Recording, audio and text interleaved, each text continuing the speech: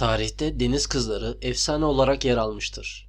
Kimileri gerçekten var olduklarına inanır, kimileri ise uydurma olduklarını iddia eder.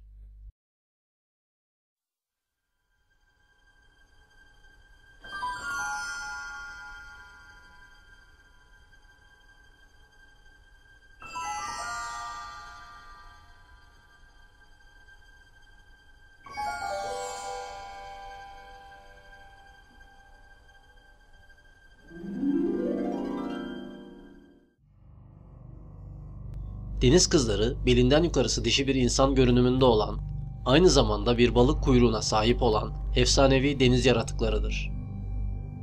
Deniz kızlarını konuşmayan, yeşil, siyah, kahverengi veya sarı saçlı, balık kuyruklu, genelde okyanuslarda ve bazen de nehirlerde yüzen doğaüstü insansılar olarak tanımlarlar. Birçok kültürde farklı anlatılsa da genel özellikleri bakımından aynı oldukları söylenmiştir. Bazı hikayelerde deniz kızları denizcilere büyüleyici şarkılar söyleyip işlerinden alıkoyarlar ve güverteden denize düşmelerine ya da geminin batmasına neden olurlar. Bir başka hikayede de deniz kızları boğulmakta olan erkekleri kurtaran iyi kalpli deniz canlılarıdır. Deniz kızları erkekleri su altındaki krallıklarına da davet ederler. Fakat erkekleri denizin altına çekerlerken insanların deniz altında nefes alamadıklarını bilmedikleri söylenmektedir. Deniz kızlarının efsaneleri M.Ö. 5000 yılına kadar dayanır. Genel bir düşünceye göre bu efsanelerin oluşmasında deniz ineklerinin etkisinin olduğudur. Deniz ineklerinin kolları yavrusunu sarabilecek şekilde insan kollarına benzemektedir. Denizcilerin bu deniz memelerini görüp deniz kızı olduklarını düşünmeleri mümkündür. Bugüne kadarki deniz kızlarının uzun saçlarının ise deniz ineklerinin deniz tabanında yüzerken kafasına takılan yosunların oluşturduğu saç görüntüsü olabileceğidir. Bilinen ilk deniz kızı hikayesi M.Ö. 1000 yılında Asurlularda görülmüştür. Asur kraliçesi Semiramis'in annesi Atargatis, ölümlü bir çobana aşık olan ölümsüz bir tanrıçadır. Fakat aşık olduğu genç çoban ölür ve o da bir balığa dönüşmek için bir göle atlar. Ama su onun mükemmel vücudunu ve doğasını gizlemez. Bunun yerine ona bir balık kuyruğu ve suda nefes alabilme yetisi verir.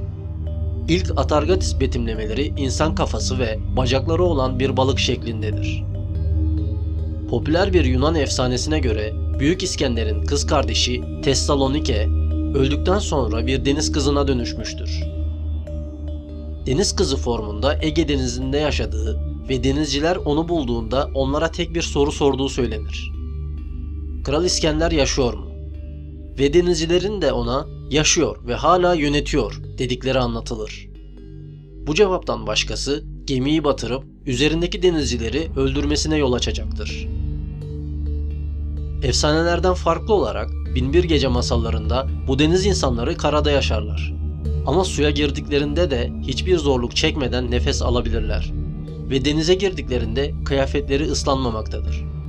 Aynı zamanda insanlarla cinsel ilişkiye girdiklerinde doğacak çocukları da kendileri gibi deniz insanı olarak doğacaktır. Deniz insanlarının insan görünüşünden farkları yoktur. Bu efsane hala yaşamaktadır. Deniz kızları İngiliz kültüründe uğursuz, felaketlerin habercisi yaratıklar olarak gözükmüşlerdir. İngiliz kaynaklarında aynı zamanda deniz erkeklerinden de bahsedilmiştir. Deniz erkekleri deniz kızlarından daha vahşi ve çirkindir. Aynı zamanda bazı insanlar İskoçya, Malezya ve İngiliz Kolombiyası gibi yerlerde ölü deniz kızları gördüklerini iddia etmişlerdir. En yaygın iki görüntü ise Kanada'da yakalandığı iddia edilenlerdir.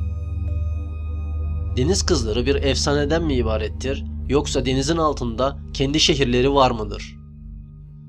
Bu konu da dünyadaki birçok olay gibi gizemini korumaktadır.